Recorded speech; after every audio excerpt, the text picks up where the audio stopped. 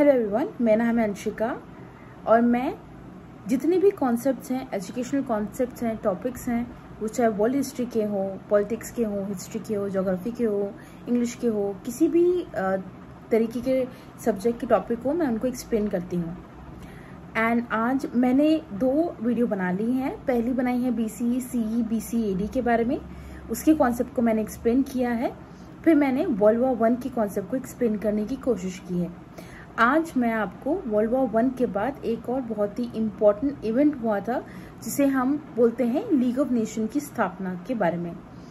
तो मैं आज आपको लीग ऑफ नेशंस के बारे में बताऊंगी। आई होप कि आपको जो भी मैं समझाऊं, जो भी मैं बताऊं, वो आपको समझ में आए और आपको वो याद भी हो, क्योंकि मेरी कोशिश यहाँ पे यही रहेगी। तो शुरू करते हैं।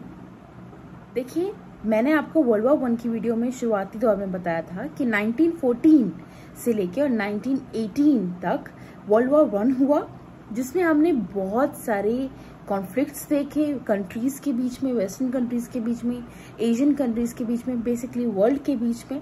हमने बहुत सी किलिंग्स देखी, हमने बहुत सी अनफेयर मीन से किसी भी दूसरी कंट्री की टेरिटरी को कैप्चर करना दूसरी कंट्री के द्वारा, हमने ये सब चीजें देखी। देखिए, ऑस्ट्रो हंगेरियन एम्पायर और ऑटोमन एम्पायर जैसे कुछ एम्पायर्स जो थे, वो वर्ल्ड वॉर 1 के बाद बिल्कुल ही हट गए थे और कुछ नए नेशंस जैसे कि चेकोस्लोवाकिया, एस्टोनिया, फिनलैंड जैसे देश ने जन्म लिया था वर्ल्ड वॉर 1 के बाद। देखिए, उस वक्त 1918 के बाद लोगों को ये समझ में आ गया था कि इतनी सारी किलिंग्स होने के बाद और इतने सारे कॉन्फ्लिक्ट्स होने के बाद हमें एक ऐसी ऑर्गेनाइजेशन चाहिए जो इन सब चीजों को होने से प्रिवेंट कर सके। और इसी के साथ, इसी प्रपोजल, इसी लोगों के इच्छाओं के साथ लीग ऑफ नेशन जैसी ऑर्गेनाइजेशन की स्थापना होती है। चलिए, लीग ऑफ नेशन की बिगनिंग्स कहाँ से हुई, कैसे हुई, उसके बारे में शुरू करते हैं।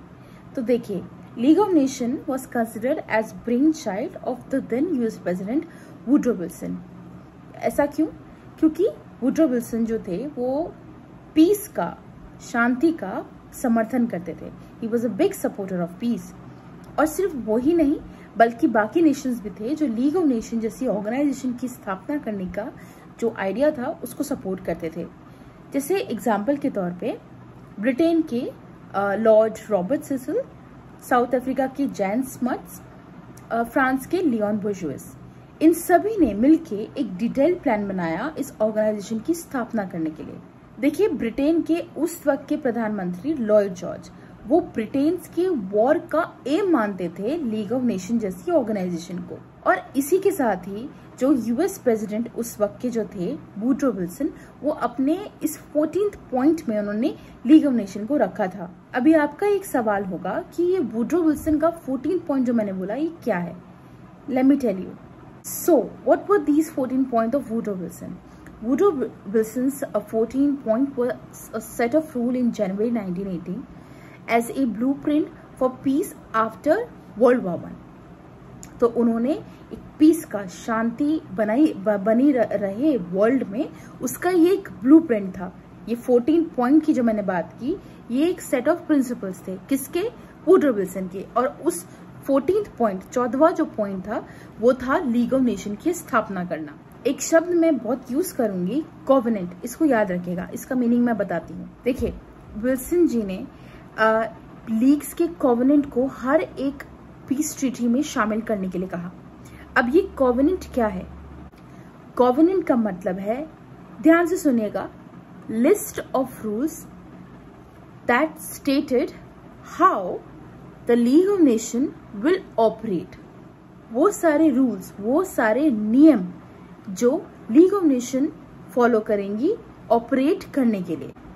और ये जो कोवेनेंट था, लीग्स कोवेनेंट जिसको हम बोलते हैं, इस कोवेनेंट को एक कमिटी ने बनाया था और उस कमिटी के मेंबर्स कुछ इस तरह थे: Lord Robert Cecil, Leon Bourgeois, Jan Smuts, Paul Hymans and Wilson. देखिए, इस कोवेनेंट को ट्रीटीज का पार्ट बना के कहा गया कि ये सिर्फ एज अ मैटर या as a subject of discussion नहीं होगा, बल्कि ये एक्चुअली में एग्जिस्टेंस में आएगा और इसको मानना होगा। जो लीग ऑफ नेशन था वो फॉर्म कर दिया गया था किसके द्वारा? पेरिस पीस कॉन्फ्रेंस के द्वारा, जिसने वर्ल्ड वॉर 1 खत्म कर दी थी। ये डेट आपको शायद सिमिलर लग रही होगी। इसी डेट पे 10 जनवरी 1920 पे ट्रीटी ऑफ वर्साइल्स जो है इफेक्ट में आई थी, और ये पहली ऐसी इंटरनेशनल ऑर्गेनाइजेशन थी जो एग्जिस्टेंस में आई थी जिसका काम ये था कि वो पीस और वर्ल्ड ऑर्डर को मेंटेन रखे। तो ये जो 3 चीजें हैं इसको प्लीज याद रखिएगा। पहली ये कि 10 जनवरी 1920 में league of nation officially form किया गया, किसके द्वारा? पेरिस पीस कॉन्फ्रेंस के द्वारा, जिसने वर्ल्ड वॉर 1 खत्म करवाई। उसके बाद दूसरी चीज इसमें ये है, ये डेट की खासियत ये है कि ट्रीटी ऑफ वर्साइल्स भी इसमें इफेक्ट में आई थी। और चौथी बात ये कि ये पहली ऐसी परमानेंट इंटरनेशनल ऑर्गेनाइजेशन थी जिसका काम था वर्ल्ड ऑर्डर और पीस बनाए रखना पूरी दुनिया में। अब लीग ऑफ नेशन के प्राइमरी गोल्स को देखते हैं। देखिए, प्राइमरी गोल्स 3 थे, इसके अलावा भी थे जो मैं बताऊंगी, पर पहले आप प्राइमरी गोल समझो। पहला कलेक्टिव सिक्योरिटी, दूसरा डिसआर्मामेंट और तीसरा सेटलिंग इंटरनेशनल डिस्प्यूट्स, जिसमें नेगोशिएशन और आर्बिट्रेशन आता है। इसके अलावा जो गोल्स थे वो कुछ इस तरह थे। Labour conditions, human drug trafficking, native inhabitants treatment, arms trade, prisoners of Wars, global health and protection of minorities. अब हम समझते हैं लीग ऑफ नेशंस का स्ट्रक्चर। देखिए, शुरुआती दौर में सिर्फ 42 नेशंस थे जिसने लीग ऑफ नेशंस को ज्वाइन किया था, वो मेंबर स्टेट्स बने। 1926 तक, याद रखिएगा, 1926 तक 55 कंट्रीज लीग ऑफ नेशन से जुड़ चुके थे। देखिए, लीग ऑफ नेशन के 5 मेन ऑर्गन्स थे। पहला द जनरल असेंबली, दूसरा द काउंसिल, तीसरा द सेक्रेटेरिएट, चौथा the permanent court of international justice and fifth and last commissions and committees. इन सभी को हम एक एक करके देखते हैं। पहला है हमारा जनरल असेंबली। देखिए, जनरल असेंबली जो थी वो जितने भी मेंबर स्टेट्स थे लीग ऑफ नेशन के, उनके रिप्रेजेंटेटिव्स होते थे वहां पे, और उनको 1 वोट अलाउड था। और जनरल असेंबली का काम था जनरल पॉलिसी बनाना। एग्जाम्पल के तौर पे ये पीस ट्रीटीज में कोई अगर रिविजन करना है तो ये उसको बताते थे, या तीसरा ये लीग ऑफ नेशन की फाइनेंसेस को कैसे हैंडल करना है ये उसके बारे में बताते थे। इसका एक और बहुत ही महत्वपूर्ण पॉइंट है कि ये जितने भी डिसीजन जनरल असेंबली में लिए जाएंगे वो यूनानिमस होंगे, वो यूनानिमसली लिए जाएंगे। इसका मतलब ये है कि किसी को किसी का नहीं पता होगा कि कौन क्या डिसीजन ले रहा है, सब बहुत ही एकदम डिस्क्रीट होके डिसीजंस लेंगे। और इस असेंबली में चाहे देश बड़ा हो चाहे देश छोटा हो, हर किसी को पूरी आजादी थी कि वो अपने ओपिनियंस या वो अपने कंसर्न्स जनरल असेंबली के सामने रख सकें। कोई उनको नहीं रोक सकता था, कोई उनको ओवरपावर नहीं कर सकता था। अब आते हैं हम अपने सेकेंड ऑर्गन पे, जो कि है the council. Okay, so the league of nations council acted as an executive body who directed the assemblies business. ठीक है, असेंबली के जितने भी बिजनेस होते थे उनको वो डायरेक्ट करते थे। एग्जीक्यूटिव बॉडी की जितने भी जो भी रूल्स और रेगुलेशन होंगे उनको कैसे एग्जीक्यूट किया जाएगा, काउंसिल वो काम करता था। देखिए, जो मैं पॉइंट बोलने वाली हूँ इसको याद रखिएगा, बहुत ध्यान से सुनिएगा। जो काउंसिल था उसमें हर 3 साल में मीटिंग होती थी, हर 3 साल में, एवरी 3 ईयर। एंड इसमें 4 परमानेंट मेंबर थे और 4 नॉन परमानेंट मेंबर थे। जो 4 परमानेंट मेंबर थे वो थे Britain, France, Italy and Japan. Okay, जो नॉन परमानेंट मेंबर्स थे वो हर 3 साल के लिए, फॉर एवरी 3 इयर्स, वो इलेक्ट होते थे। और 1926 तक आते आते जो नॉन परमानेंट मेंबर्स थे उनका नंबर 4 से 9 हो गया था। मान लो काउंसिल जो था वो एज अ कैबिनेट जैसा काम करता था और उसके पास कई एग्जीक्यूटिव पावर्स भी थी। तो एग्जीक्यूटिव पावर्स ये थी कि ये काउंसिल की रिस्पॉन्सिबिलिटी थी कि वो वॉर प्रिवेंट कराए, डिसआर्मामेंट के द्वारा डिस्प्यूट्स को रिजॉल्व कराए और सुपरवाइज करे लीग्स के मैंडेट्स को। और काउंसिल के भी जितने भी डिसीजंस होने थे वो भी यूनानिमस ही होने चाहिए थे। अभी थर्ड, द सेक्रेटेरिएट। तो सेक्रेटेरिएट से याद रखो, जैसे कि civil services league of nation की, यहाँ पे ये पेपर वर्क, एजेंडा, रिपोर्ट लिखना या ट्रीटीज को ड्राफ्ट करना, ये इनका काम था। Now fourth, the permanent court of international justice. Okay, so the permanent court of international justice was set up in Hague to solve the legal disputes among the states. permanent court of international justice में 15 जजेस होते थे जो अलग अलग देशों से चुने जाते थे। देखिए, the permanent court of international justice जो था वो 1922 से फंक्शन करना शुरू हो गया था और 1939 तक इसने जितने भी लीगल डिस्प्यूट्स थे उनको रिजॉल्व करने में वो सक्सेसफुल रहे हैं। और इसी permanent court of international justice ने कोड ऑफ लीगल के प्रिंसिपल को बढ़ावा दिया था। Last, commissions and committees. देखिए, कमीशंस एंड कमिटीज में के रहते हुए काफी कमीशंस बनाए गए और उन कमीशंस का काम था, उन कमिटीज का ये काम था कि वो स्पेसिफिक इश्यूज को सॉल्व करें। कुछ कमीशंस के एग्जांपल मैं आपको देती हूँ, जैसे कि mandates, military affairs, minority groups, disarmament, इन सब के कमीशंस बिठाए गए थे जिनके अंतर्गत कोई भी इशू आता था तो they used to resolve those issues. देखिए, लीग का जो सबसे महत्वपूर्ण फंक्शन था वो ये था कि वो वर्ल्ड में शांति बनाए रखे। तो इन सभी का ये काम था कि जितने भी डिस्प्यूट्स होते थे और अगर ऐसा लगता था कि ये डिस्प्यूट्स वॉर को थ्रेट कर रही है, वॉर होने का चांसेस पूरे हैं, तो उन डिस्प्यूट्स को तुरंत लीग को उनको रिपोर्ट करना होता था। और अगर कोई भी मेंबर स्टेट कॉवेनेंट को, जो लीग का कॉवेनेंट था, उसको अगर ब्रेक करने की कोशिश करता था तो उन्होंने साफ साफ कहा हुआ था कि they will be facing consequences. बाकी मेंबर स्टेट्स के साथ एक डिसीजन लेके and they had to face the consequences. देखिए, लीग ऑफ नेशन के फेलियर के काफी कारण थे, लेकिन सबसे इम्पोर्टेंट कारण था इसका बहुत ही क्लोज नाता ट्रीटी ऑफ वसाई के साथ। देखिए, जैसे मैंने पहले बताया कि लीग की जो फॉर्मेशन हुई थी वो पेरिस पीस कॉन्फ्रेंस के द्वारा की गई थी। तो उस वक्त ऐसा लग रहा था कि जो लीग है वो विनिंग पावर्स जो थी उस वक्त उसकी तरफ ज्यादातर अपना झुकाव दिखा रही है। देखिए, पेरिस पीस कॉन्फ्रेंस में ऐसे कुछ प्रोविजंस थे जो लीग को थोड़ी टेंशन दे रहे थे, बिकॉज उनको कुछ ऐसे पीस सेटलमेंट थे जिनको उनको डिफेंड करना था and they were not able to because of some provisions that were there in Paris peace conference that was troubling the league. जैसे फॉर एग्जाम्पल, इटालियंस ने अपनी कुछ टेरिटरीज को अपने पास वापस लेने के लिए कहा, बट ये चीज हुई नहीं। और जर्मन की पॉपुलेशन, उसके कुछ लोग चेकोस्लोवाकिया और पोलैंड जैसे देशों में शामिल थे, वो उसमें गए हुए थे, रह रहे थे। और इन्हीं सारे कारणों की वजह से लीग का काम जो था वो बहुत ज्यादा डिफिकल्ट होता चला जा रहा था। देखिए, मार्च 1920 में यूएस सेनेट ने वसे को और लीग ऑफ नेशंस की स्थापना को दोनों को रिजेक्ट कर दिया था।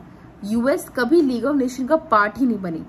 और हमने जब अपनी लीग की बिगनिंग के बारे में बात करनी शुरू की तो मैंने आपको बताया था कि league of nation was a brain child of the then US president Woodrow Wilson. But वो सिर्फ काफी नहीं था, यूएस सेनेट ने इस चीज को रिजेक्ट किया और यूएस कभी बन ही नहीं पाई। और यूएस नहीं बनी तो एक बहुत बड़ी पावर लीग ऑफ नेशन के साथ नहीं थी, जिसकी वजह से बहुत सारे ट्रबल्स पैदा हो रहे थे लीग ऑफ नेशन में। देखिए, यूएस को अगर हम फाइनेंशियल और साइकोलॉजिकल पॉइंट ऑफ व्यू से देखें तो वो बहुत ज्यादा महत्वपूर्ण थी लीग ऑफ नेशन के लिए, बट वो लीग ऑफ नेशन का कभी पार्ट ही नहीं बन पाई। और इसी तरह 1926 तक, ईयर 1926 तक, hear me out, Germany was not part of the league of nation. And 1934 तक the USSR was also not part of the league of nation. इसके बाद जाके वो लीग ऑफ नेशन के पार्ट बनते हैं। तो कह सकते हैं कि दुनिया की 3 बड़ी पावर्स लीग ऑफ नेशन के साथ बहुत टाइम तक नहीं थी, और यूएस तो थी ही नहीं। यूएसएसआर तो फिर भी ज्वाइन हो गई, जर्मनी भी ज्वाइन हो गई, बट यूएसए तो थी नहीं। पर देखा जाए तो बहुत देर में तोड़ के ही सही, बट उसका कोई फायदा नहीं हुआ। देखिए, लीग ऑफ नेशन के एक डाउनफॉल की एक और प्रॉब्लम थी कि इसके पास अपनी खुद की कोई मिलिट्री नहीं थी, और दूसरा ये कि जो यूनानिमस डिसीजन लेने का जो इन्होंने अपने कॉर्पोरेट में लिखा था वो भी ठीक से सक्सेसफुल नहीं हो पा रहा था, क्योंकि इट वाज वेरी डिफिकल्ट कि यूनानिमस डिसीजन आए। और लीग ऑफ नेशन को 2 कंट्रीज ने सबसे ज्यादा डोमिनेट किया, इंग्लैंड एंड फ्रांस। और इसी चीज को देख के बाकी जो मेंबर स्टेट्स थे वो अपना जो भरोसा थे वो लीग ऑफ नेशन से धीरे धीरे करके उनका उठ रहा था। और 1929 में आई इकोनॉमिक क्राइसिस की वजह से भी लीग ऑफ नेशन को बहुत ज्यादा नुकसान हो रहा था। देखिए 1929 में जो द ग्रेट डिप्रेशन आया, इकोनॉमिक क्राइसिस, उसकी वजह से अनएम्प्लॉयमेंट और लिविंग स्टैंडर्ड्स बहुत ज्यादा लो हो गए थे। इसके बाद भी जो राइट विंग लेड गवर्नमेंट का पावर में आना, जापान, जर्मनी और इटली जैसे देशों में भी ये भी बहुत ज्यादा नुकसान दे रही थी लीग को। इन सारी सरकारों ने जो भी रूल्स लीग ऑफ नेशन ने ड्राफ्ट किए थे, बनाए थे, उनको मानने से सीधा सीधा इनकार कर दिया था। देखिए 1931 में मंचूरिया करके एक चाइना की टेरिटरी थी जिसको जापान ने अपनी मिलिट्री ट्रूप्स भिजवाकर कंट्रोल करना चाहा। और उसी वक्त लीग ऑफ नेशन ने जापान को कहा, जो कि वो मेंबर था लीग ऑफ नेशन का, कि आप अपनी ट्रूप्स वहां से हटाइए। लेकिन जापान ये बात नहीं माना और इसी की वजह से लीग ऑफ नेशन की बात ना मानने की वजह से और लीग ऑफ नेशन के जापान को टोकने से 27 मार्च 1933 को जापान ने अपनी मेंबरशिप विड्रॉ कर ली। और इसके बावजूद भी मिलिट्री या इकोनॉमिक सैंक्शंस नहीं लगाए गए थे जापान पे। वो इसलिए क्योंकि ब्रिटेन और फ्रांस ग्रेट डिप्रेशन की वजह से बहुत ज्यादा लॉसेस झेल रहे थे और बहुत ज्यादा इकोनॉमिक क्राइसिस में थे। और जापान के साथ अगर वो ट्रेड खो देते तो फिर कोई फायदा नहीं था। तो इसी की वजह से उनपे जापान पे कोई ऐसा एज सच एक्शन नहीं लिया गया। और इसी एक इंसिडेंट के वजह से जो लीग ऑफ नेशन का प्रेस्टीज था, the Prestige of league of nation was compromised completely and totally. फिर एक वर्ल्ड डिसआर्ममेंट कॉन्फ्रेंस हुई थी 1932 से लेकर 1933 तक, वो भी फेल हो गई थी। देखिए जर्मनी ने कहा कि उन्हें समानता चाहिए आर्मामेंट्स के मामले में फ्रांस के साथ, पर फ्रांस ने कहा कि उन्हें ये चीज 8 साल के लिए एटलीस्ट पोस्टपोन करनी चाहिए, ये जो टॉक्स है इनको। फिर Hitler led government in Germany, they also withdrew their membership from the league of nation, ये कह के कि फ्रांस का एटीट्यूड ठीक नहीं है and they were not being heard by the league of nation. इसके बाद 1935 में इटली पे इकोनॉमिक सैंक्शन लगाए गए थे बिकॉज उन्होंने एबिसिनिया करके एक टेरिटरी थी जिसको इन्वेड किया था। देखिए इकोनॉमिक सैंक्शन तो लगाई गई इटली पे, लेकिन उनके ऑयल, कोल और स्टील के जो एक्सपोर्ट जो होते थे उन पे नहीं लगाया गया था इकोनॉमिक सैंक्शन। और इन्हीं सारे कारणों की वजह से अब समझ में आ गया था कि लीग ऑफ नेशन नहीं बच सकेगा। इसकी प्रेस्टीज पे सवाल उठने शुरू हो गए थे। लोग, कंट्रीज, मेंबर स्टेट्स ने और बाकी कंट्रीज ने भी इस पे अपना भरोसा छोड़ दिया था। देखिए ये जो एक्शंस लिए थे ना लीग ऑफ नेशन ने इटली के ऊपर, दे वर हाफ हार्टेड, क्योंकि इटली बहुत ही ज्यादा सक्सेसफुल रहा था एबिसिनिया के इन्वेजन में। और इतना सब कुछ होने के बाद जो सैंक्शंस लगाए गए थे इटली पे, ये कुछ टाइम बाद हट गए थे। और मुसोलिनी वहां के जो उस वक्त के लीडर थे इटली के, उसने वो कंप्लीटली लीग ऑफ नेशन को इग्नोर कर दिया था। और एक और महत्वपूर्ण रीजन बताया जाता है लीग ऑफ नेशन के फेलियर का, कि जो ब्रिटेन और फ्रांस थे ना, they continued their alliance with Italy, Mussolini, क्योंकि वो उनका ये मानना था कि Adolf Hitler is the main threat, is the biggest threat. But after that तो you know Mussolini and Adolf Hitler भाई भाई, सो इसका भी कोई फायदा नहीं हुआ। देखिए ये जो सैंक्शंस थे वो तो लगे। इन सैंक्शंस की वजह से मुसोलिनी तो obviously because he was leader of Italy उस वक्त, तो वो बहुत अपसेट हो गया था। एंड इसी अपसेट होने की वजह से ही गॉट क्लोजर टू हिटलर। 1935 तक आते आते जितनी भी छोटी कंट्री भी, जो छोटे नेशंस थे जो लीग ऑफ नेशन के पार्ट थे, उन्होंने भी अपना भरोसा खो चुके थे लीग ऑफ नेशन से। और 1935 के बाद से ही कोई भी लीग ऑफ नेशन को सीरियसली नहीं ले रहा था। वो जो बोले बोलता रहे, बट नोबडी केयर्ड एक्चुअली। और फाइनली 1937 में इटली ने भी अपनी मेंबरशिप लीग ऑफ नेशन से विड्रॉ कर दी। इसी के बाद से ही सारी कंट्रीज अपने आप को रीआर्म करने लग गई थी। और 1939 में तो you no world war 2 start हो गया था। और वॉर के वक्त जिनीवा में जो हमारा लीग ऑफ नेशन का हेडक्वार्टर था वो बिल्कुल खाली हो गया था। और finally 12 April 1946 the league of nation was abolished completely. देखो, फेलियर की तो बात मैंने बहुत ज़्यादा कर ली। अभी लीग ऑफ नेशन के कुछ अचीवमेंट भी थे। देखिए, अच्छा भी होता है, बुरा भी होता है। हमने बुरा बहुत अच्छे से देख लिया, अब हम अच्छे को भी अच्छे से देखते हैं। So the achievements of the league of nations, let's start.